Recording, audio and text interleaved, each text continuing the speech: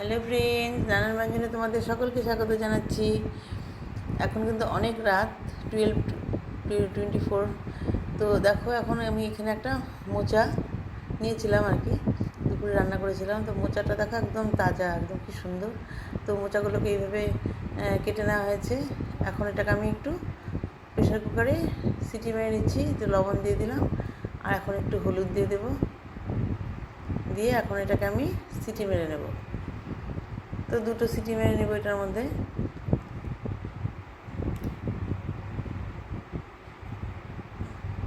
তো অল্প অল্প সিটি মারছে। তো এখন আমি এটাকে সিটির থেকে নামিয়ে নিয়ে এটা ছেঁকে নিয়ে তারপরে দেখো এটাকে আমি একটু পাটায় পেস্ট করে নিলাম। পেস্ট মানে ওরকম না, একদম পেস্ট না, হালকা হালকা করে একটু বেটে নিলাম। তো এখন দেখো যেভাবে বেটে নিয়েছি। আর এখন একটু আলু ভেজে নিচ্ছি।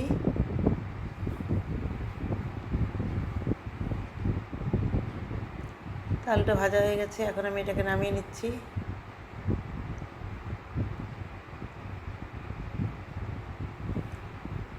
এখন একটু শুকনো লঙ্কা দিয়ে দিলাম, আর এখানে হচ্ছে এলাচ দারচিনি দিয়ে দিলাম, দিয়ে একটু ভেজে নিয়ে এখন এর মধ্যে টমেটো দিয়ে দেবো। তো টমেটো দেওয়ার আগে আমি একটু জিরে দিয়ে দিলাম, কারণ টমেটো দিলে জল বেরিয়ে যাবে, তো সেই জন্য আগে জিরেটা দিয়ে দিলাম। দিয়ে এখন একটা টমেটো দিয়ে দিলাম, দিয়ে ভালো করে ভেজে নিচ্ছি।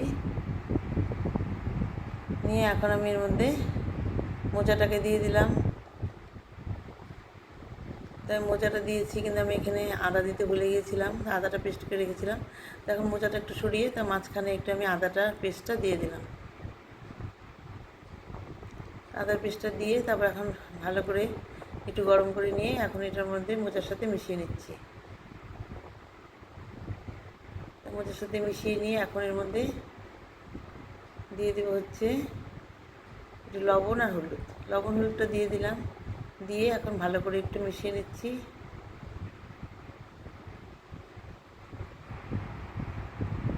এইভাবে ভালো করে মিশিয়ে নিয়ে এখন এর মধ্যে আলুগুলোকে দিয়ে দেবো। তার আগে আমি 4টা কাঁচা লঙ্কা ফেলে দিয়ে দিলাম। 4টা কাঁচা লঙ্কা দিয়ে একটু ভালো করে মিশিয়ে নিচ্ছি। মিশিয়ে নিয়ে এখন ভেজে রাখা আলুগুলোকে দিয়ে দেবো। তো ভেজে রাখা আলুগুলোকে দিয়ে দিলাম, দিয়ে এখন ভালো করে একটু মেখে নেব। এর মধ্যে তোমরা মটরশুঁটিও দিতে পারো বা কাজু কিশমিশও দিতে পারো। আমি ওইভাবে অনেক বানাই, কিন্তু ভালো লাগে খেতে কাজু কিশমিশ দিলে, কিন্তু আবার অনেকে কাজু কিশমিশ ভালো পায় না, সেই জন্য আর কি আমি এখন শুধু আলু দিয়ে বানালাম। এখন এর মধ্যে একটু জিরের গুঁড়ো দিয়ে দিলাম। জিরের গুঁড়ো দিয়ে এখন ভালো করে একটু মিশিয়ে নেব।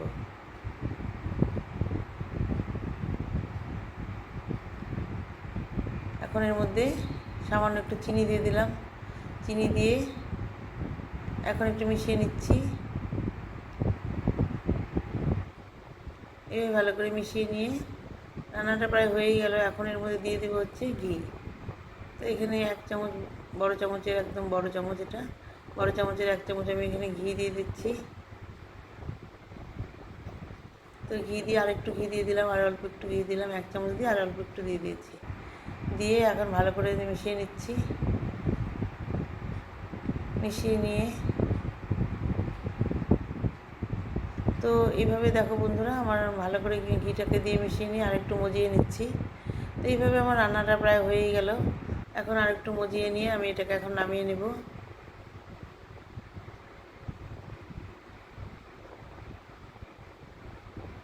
এখানে আমি অনেকগুলি কাঁচা লঙ্কা দিয়েছি, পরে আরও কাঁচা লঙ্কা দিয়েছি।